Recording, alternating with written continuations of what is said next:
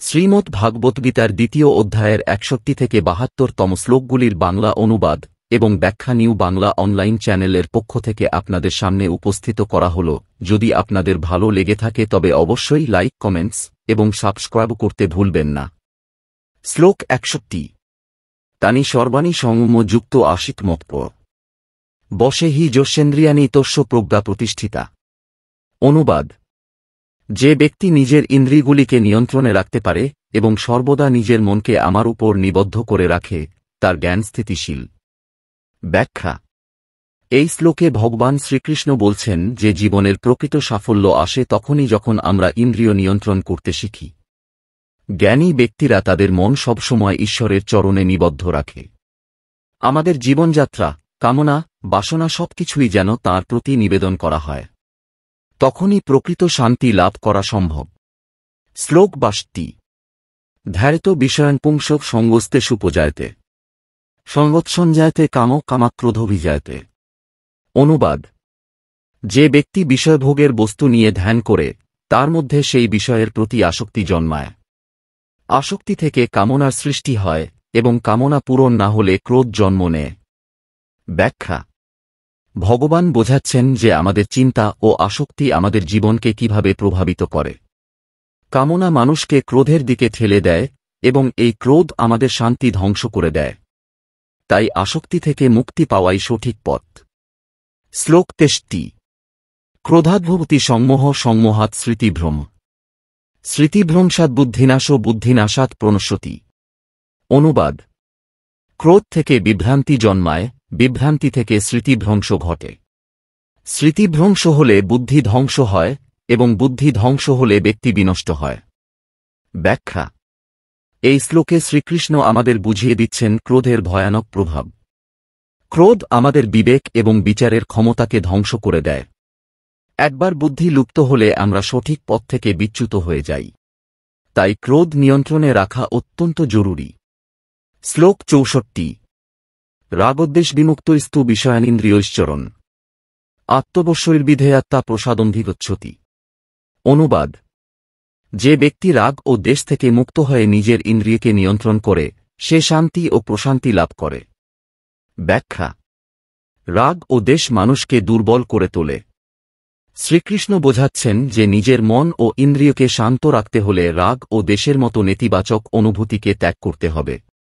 তখনই জীবনে আসল প্রশান্তি আসবে। শ্লোক ৬৫। প্রসাদে সর্বদুঃখানাং হানির সোপজায়তে প্রসন্নচেতসো হ্যাসু বুদ্ধি পর্যবতিষ্ঠতে। অনুবাদ: শান্তচিত্ত ব্যক্তি সমস্ত দুঃখ থেকে মুক্তি পায় এবং তার জ্ঞান স্থিতিশীল হয়। ব্যাখ্যা: শান্তি এমন এক শক্তি যা সব দুঃখের সমাপ্তি ঘটায়। একজন ব্যক্তি যখন শান্তচিত্ত হয় তখন তার বিবেক আরও উন্নত হয় এবং সে জীবনের প্রতিটি পরিস্থিতিকে সঠিকভাবে সামাল দিতে পারে। শ্লোক ৬৬।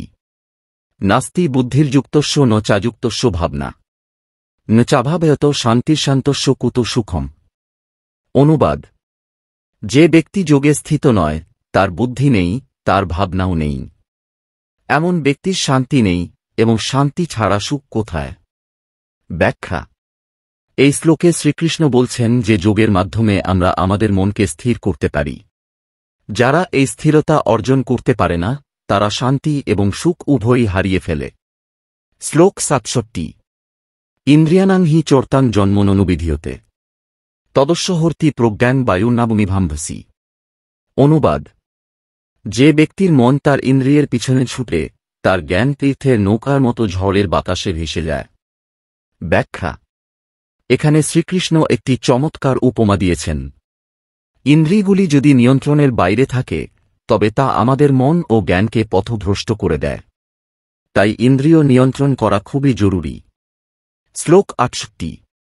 তসমাদ্যস্য মহাবাহ নিগৃহীতানি সর্বস্ব ইন্দ্রিয়ানিন্দ্রিয়ার্থেভ্যস্তস্য প্রজ্ঞা প্রতিষ্ঠিতা। অনুবাদ: তাই হে মহাবাহু অর্জুন, যে ব্যক্তি তার ইন্দ্রিয়গুলিকে সম্পূর্ণভাবে নিয়ন্ত্রণে রাখতে পারে তার জ্ঞান স্থিতিশীল।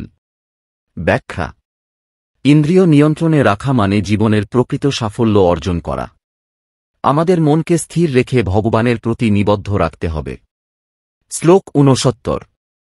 যা নিশা সর্বভূতানাং তস্যাং জাগর্তি সংযমী যস্যাং জাগ্রতি ভূতানি সা নিশা পশ্যতু মুনে।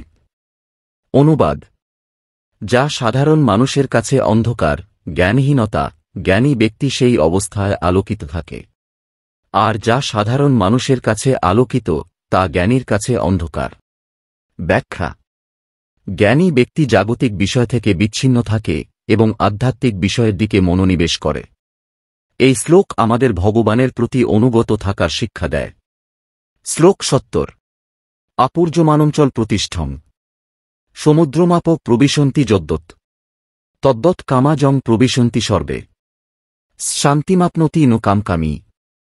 অনুবাদ: যেমন এক স্থির সমুদ্রে নানা নদীর জল প্রবেশ করলেও সমুদ্র অচল থাকে, তেমনি যার মনে কামনা বাসনা আসে তবুও সে স্থির থাকে, সেই শান্তি পায়। ব্যাখ্যা: এই শ্লোকে ভগবান একটি নিখুঁত তুলনা করেছেন। সত্যিকারের জ্ঞানী ব্যক্তি এমনই, যে সবরকম প্রলোভন থাকা সত্ত্বেও নিজের স্থিরতা বজায় রাখে। শ্লোক 71। বিহায় কামান্য সর্বান পুমাংশ্চরতি নিঃস্পৃহ নির্মমো নিরহংকার শান্তিমধিগচ্ছতি। অনুবাদ: যে ব্যক্তি সমস্ত কামনা ত্যাগ করে, নিজের ইচ্ছাশক্তি ও অহংকার ত্যাগ করে, সে শান্তি লাভ করে। ব্যাখ্যা: অহংকার এবং ইচ্ছা মানুষকে পথভ্রষ্ট করে। এগুলি ত্যাগ করলে মানুষ প্রকৃত অর্থে মুক্তি লাভ করে। শ্লোক 72। এষা ব্রাহ্মী স্থিতি পার্থ নৈনাং প্রাপ্য বিমুঞ্ঝতি স্থিত্যাস্যামন্তকালেপি ব্রহ্মনির্বাণ মৃচ্ছতি। অনুবাদ: হে পার্থ, এই হল ব্রাহ্মী অবস্থান। একবার এই অবস্থায় পৌঁছালে আর বিভ্রান্তি থাকে না।